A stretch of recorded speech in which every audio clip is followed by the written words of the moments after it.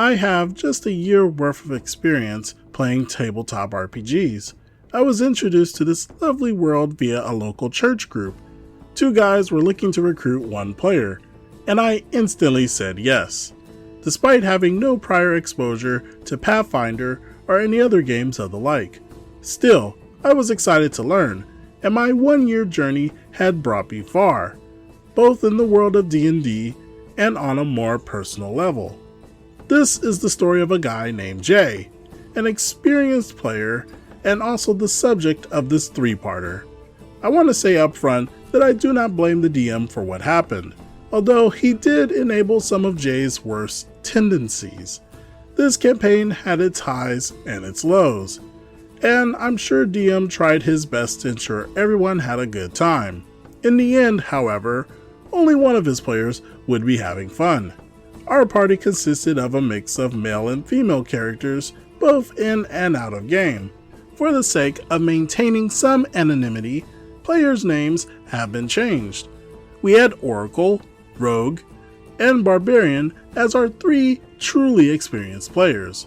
Myself, a veteran druid rogue named Nappa, with a war pony named Kakarot. Yes, these names were indeed ripped from Dragon Ball Z, but my character was much more than a cheap knockoff. The name just so happened to fit veteran naming conventions, and as a true neutral, my character would not do anything unless it somehow related to his own survival.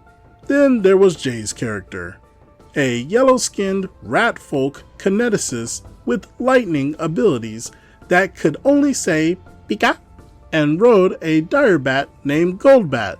Yeah, this 30-year-old dude was uber religious about Pokemon. 2 other people would join up later, my fiance and Jay's coworker, which is when things got interesting. The DM made a homebrew campaign. An orc/goblin army is desolating the countryside, and our heroes must make it to the central city of the land for shelter. Our first combat encounter was the only time our party worked effectively, despite all of us failing to attack our first turn. As first experiences go, this was awesome. When I look back now, the red flags should have been obvious even then. Jay grew an annoying habit of being at the center of every situation. For example, Rogue and I were on watch one night when something approaches the army. We manage our stealth checks and discover it's a boar beast. Rogue heads back to camp to wake the others. I stay behind and prepare to cast Entangle. Pikachu is the first one to wake up, and he walks right up behind me. No stealth check, no perception check. The boar beast immediately hones in on our position and charges. I was nearly gutted. When we arrive at the city gates, Oracle had a chance to convince the guards to let us in. It was our first real role-playing encounter, and Oracle was the only one who had invested any points in charisma. When Jay thought he was taking too long, he shocked Oracle to half health and said, "He needs to see a healer, so they have to let us in now." Not only is that illogical, but it angered Oracle's player. Our DM manages to present a different solution, but Oracle is just phoning it in for the rest of the session. I'll briefly go over the next few sessions. I lost my pony. This kind of upset me, considering the pony was important to my backstory. Not to mention almost all my weapons and equipment was on my pony and lost to me. But it created a sweet role-playing moment later in the campaign. Met a character named Nexus. She's a tiefling, and after our encounter with her, the DM informed us that we had the opportunity to have her join our party. You mean the half-demon thing with literal blood on its hands? Yeah. Right.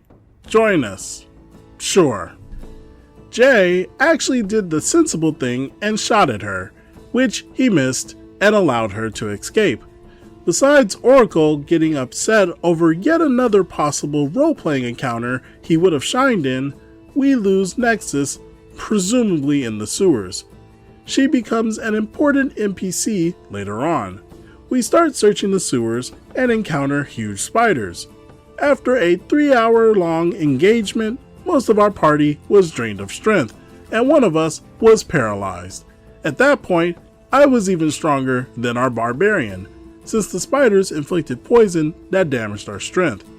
Besides the Oracle, I was literally carrying the entire team, pushing Barbarian in front of me, huffing Rogue on my back, and pulling Pikachu through the sewer grating just before the spiders attacked him. Yep, I felt like a true hero that time. Rogue quit due to family medical issues outside the game. Everyone let her know that we understand and that we missed her and would hope for the best. We meet a DM NPC, a fighter who was one of the secret big bad evil gals of our campaign. She joins us for our next romp in the sewers, and the fighting gets considerably easier. Ran into a half-orc in the sewers. Enter Gerd, my fiance's abomination. When Rogue left, I asked the DM if my fiance could try out the game. He asked what kind of character she wanted to play. She was adamant on playing nothing but a flying pig that spit acid. An hour later, we came up with a draconic sorcerer with the elemental casting feat so her character's attacks could be channeled as acid. This character went on to MVP entire sessions, since it was very OP. Side story, since orcs were attacking the city, I had my bow trained on Gerd and demanded to know what he was doing there, thinking this would be a great way for my fiance to introduce her character. Instead, Jay climbs onto the half-orc and starts pulling him down one of the sewer tunnels. Fiance just says will go with Pikachu, ruining a good RP moment. We finally caught Nexus out in the open, on the city streets. Okay, then why were we in the sewers? Sounded like a big time waster intended to just build up our levels, but the party is now split at this point. Though we managed to capture and nearly take out Nexus, Barbarian and Gerd could not keep up with the fight and lagged behind. All of this occurred within a 5-month time span. Going into session 7, I at least was feeling jazzed. The party could now move on to another storyline, or perhaps focus on several other issues plaguing the city. I thought about investigating a priest temple. This is the point in the story where the character of Jay in real life really takes flight. I will do my best to present this, but be warned, I am slightly biased towards the rest of the story. I am not writing this to be malicious or mean towards Jay, but I've been mulling this story around for a while, and I think it's time to let it all out. 2 days before session 7, Jay informs the group that he would also be hosting a coworker at the same time he would be hosting Pathfinder at his house. He did not ask if this was okay with the rest of us.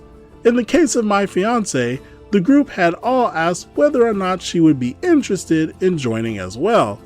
They knew her, and fiance was fun to be around. No one really knew coworker. This was the first red flag I noticed. No one said anything on the group chat over the next couple of days. If coworker was going to come, I didn't want to sit for hours waiting for someone to make a new character. Now, fiance was not going to be there for this session, so I asked to borrow her character for the time being. That way, coworker would learn the ropes, understand how the game is played, and make a new character if she enjoyed it. But this wouldn't be a horror story if things went well, now would it? I'm 10 minutes late to our next session, and I can't find Jay's house. Barbarian arrives first, and she's on the group chat asking to be let in. She was left out in 20-degree weather for 15 minutes before I got there. Apparently, Jay had been cooking chicken on the grill for dinner. Coworker did not understand that she had to open the door for anyone else. Verbatim. Now, coworker reminds me of a perky young blonde friend I used to know, minus any of the fun personality. She is complaining that there isn't any alcohol to drink, and expected one of us to serve her dinner plate.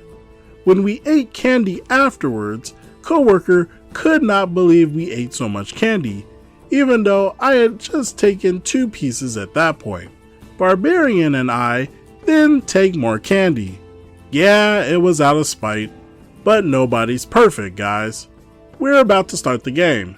That is when I introduce coworker to Gerd. So, how do you play?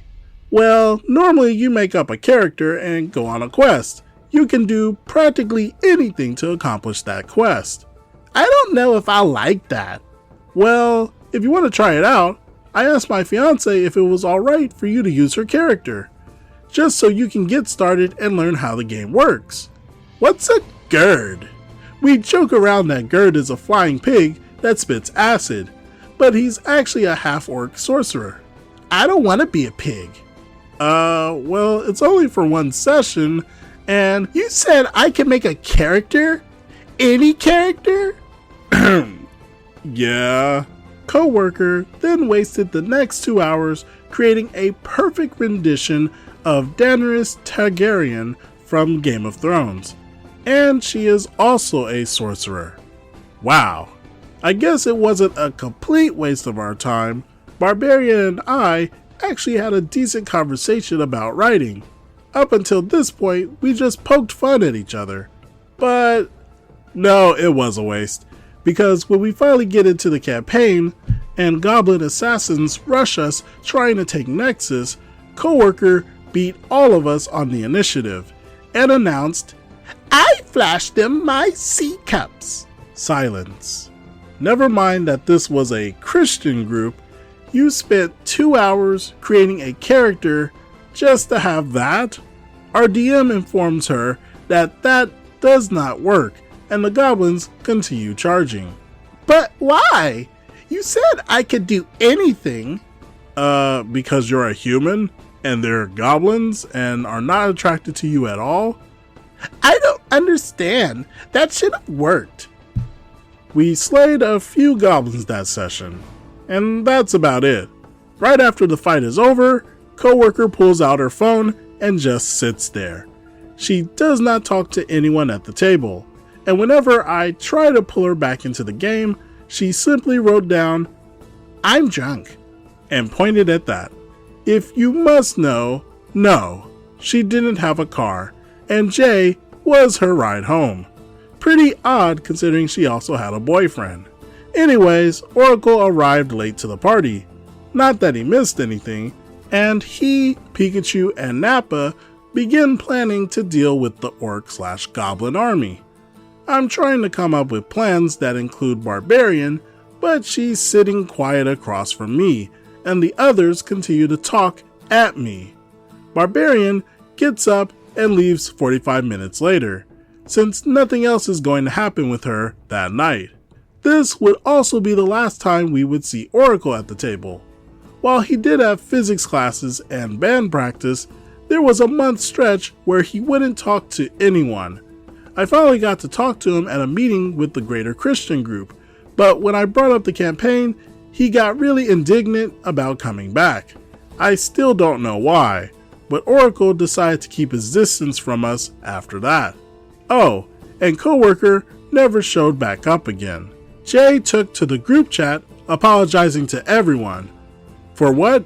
We don't know, because then he complained that we should have tried harder to help her feel inclusive.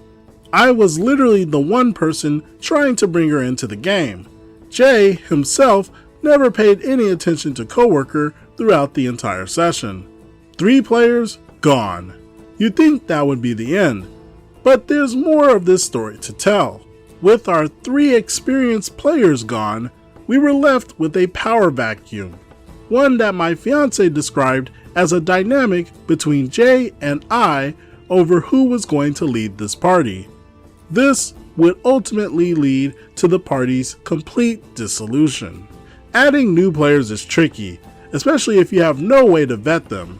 I suggest that if you're going to add a new player, then you should probably play a one-shot to see how things play out, rather than possibly having a stranger ruin the current campaign. So things are a bit different this time, This is a 3-part series, and lucky for you, the other parts are already up. Z Flacco, Artificial DM, and I have teamed up to bring you this saga. So go to part 2 and 3 and show them some love.